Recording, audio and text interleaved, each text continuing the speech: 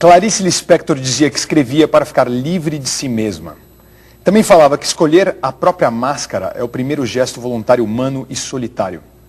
Colhendo essas e muitas outras frases e pensamentos esparsos de Clarice e desvendando mais sobre sua intrigante personalidade, a professora Nádia Batella Gottlieb escreveu a biografia Clarice, uma vida que se conta. No livro, fica-se sabendo mais sobre os mistérios que envolveram a vida da escritora nascida na Rússia em data indefinida na década de 20 e que viveu em vários cantos do mundo, fixando-se depois no Rio de Janeiro, aonde morreu. Antes de mais nada, Nádia, seja bem-vinda ao nosso programa. Obrigada. Eu gostaria de saber se é uma data indefinida mesmo ou se supõe-se que tenha sido dia 10 de dezembro. Há várias datas documentadas a respeito do nascimento dela, mas eu acho que a mais provável, e a que consta no meu livro, é a de 10 de dezembro de 1920. Eu fico com essa. Por que essa dúvida a respeito da data? Dúvida porque ela mesma declarou haver nascido em vários anos. À medida que o tempo passava, ela ia fazendo as suas adaptações. E os documentos também que existem no arquivo também atestam várias. Né? Então, eu acho que a mais provável é essa, tendo em vista o conjunto dos documentos disponíveis, a que eu tive acesso na pesquisa. Perfeito. Ela se considerava russa? Ou ela era mais brasileira, pelo fato de ter vindo com 2 meses? Ela veio muito cedo. Ela veio cedo. Ela dizia sempre que era brasileira. E pronto. Ela ainda fala assim numa entrevista, e pronto. Mas era russa, era ucraniana, era nordestina, depois carioca, depois mulher de diplomata que viajou pelo mundo todo. E depois, finalmente, instalou-se no Rio, onde ela faleceu. Há uma marca muito brasileira da Clarice, muito, acentuadamente brasileira. Ela soube compreender muitos problemas do Brasil, os do Nordeste, né? Sobretudo, e que aparecem em A Hora da Estrela, por exemplo.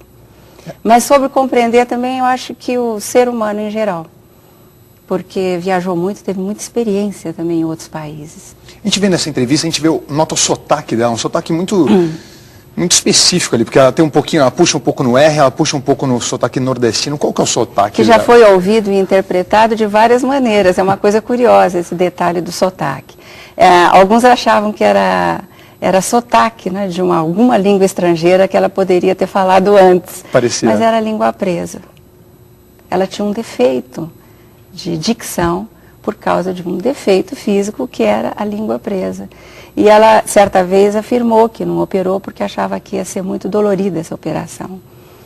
Por outro lado, tem um sotaque de nordestina também, se você reparar bem. Ela né? puxa um pouquinho, parece até um gringo falando com sotaque nordestino. Tem os dois. Ela morou muito tempo fora, foi casada com um diplomata. O que isso interferiu na obra dela? Inclusive Eu até acho o fato muito. Na Itália dela ter morado durante a Segunda Guerra, isso interferiu. Ela foi para Nápoles em plena Segunda Guerra e aí começou a escrever muitas crônicas. Além, naturalmente, da obra ficcional, que ela continuou a escrever lá, os romances, né? Depois do primeiro, Perto do Coração Selvagem, que ela editou antes de partir, em final de 1943. Ela viajou em 44. E essas crônicas são muito bonitas e constituem mesmo um capítulo importante da literatura brasileira dentro do tópico da literatura de viagens. Há sobre Berna, Nápoles, Inglaterra. Sempre crônicas. Sempre crônicas. Perfeito. Nós continuaremos assistindo aqui a hora Clarice Lispector, daqui a pouquinho retorna então com Nádia Gottlieb, falar mais um pouquinho, tem sobre a produção literária dela, etc. Muita coisa importante. Por enquanto, voltamos a Clarice, vai lá.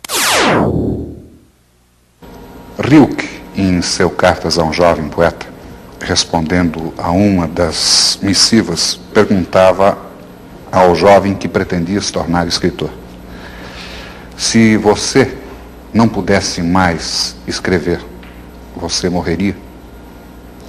A mesma pergunta eu transfiro a você. Eu acho que enquanto não escrevo, eu estou morta. Esse período é muito duro, o período entre um trabalho e outro. E ao mesmo tempo é necessário para haver uma espécie de esvaziamento da cabeça, para poder nascer alguma outra coisa. Se nascer, é tudo tão incerto. Clarice, como é que você escreve seus trabalhos? Existe algum horário específico? Em geral é de manhã cedo, né? São minhas horas preferidas, são as da manhã. Você acorda que horas? 4h30, 5 horas já acordo. Fico fumando, tomando café, sozinha, sem nenhuma interferência. Quando eu estou escrevendo alguma coisa, eu anoto a qualquer hora do dia ou da noite, coisas que me vêm. O que se chama inspiração, né? Agora, quando eu estou no ato de concatenar as inspirações, aí eu sou obrigada a trabalhar diariamente. Você se considera uma escritora popular? Não. Por qual razão? Bom, me chamam até de hermética, como é que posso ser popular sendo hermética? E como você vê essa observação que nós colocamos entre aspas, hermética? Eu me compreendo.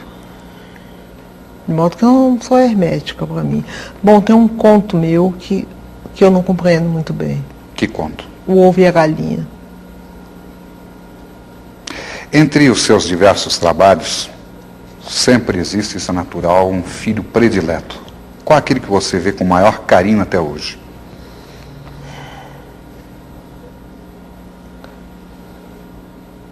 O Ovo e a Galinha, que é um mistério para mim. Uma coisa que eu escrevi sobre um bandido, sobre um criminoso chamado Mineirinho, que morreu com 13 balas, quando uma só bastava, e que era devoto de São Jorge e tinha uma namorada, que me deu uma revolta enorme. Eu escrevi isso.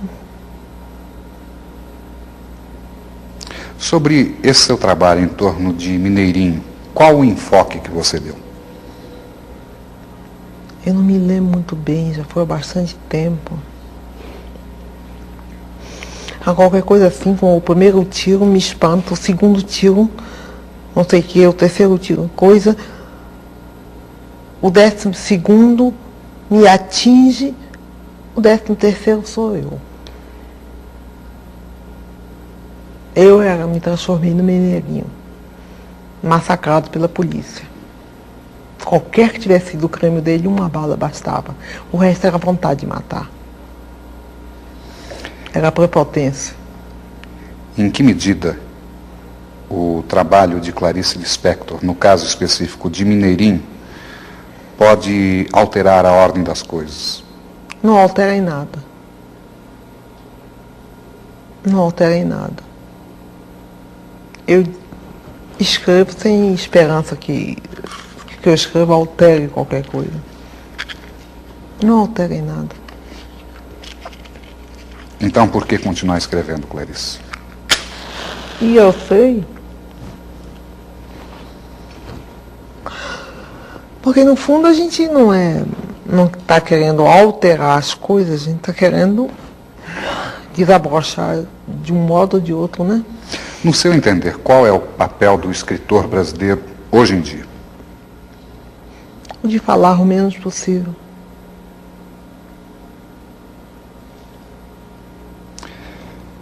Você tem mantido contato com outros escritores brasileiros? Eventualmente. E mesmo, acredito, latino-americanos. Latino-americano. Quais aqueles que você acredita serem os mais significativos desse tempo atual? Eu prefiro não citar nomes porque eu vou esquecer alguns e vai ofender, vai ferir, assim eu não cito ninguém. Mas aquele que a toque mais de perto, que lhe diga mais intensamente. Não falar nada.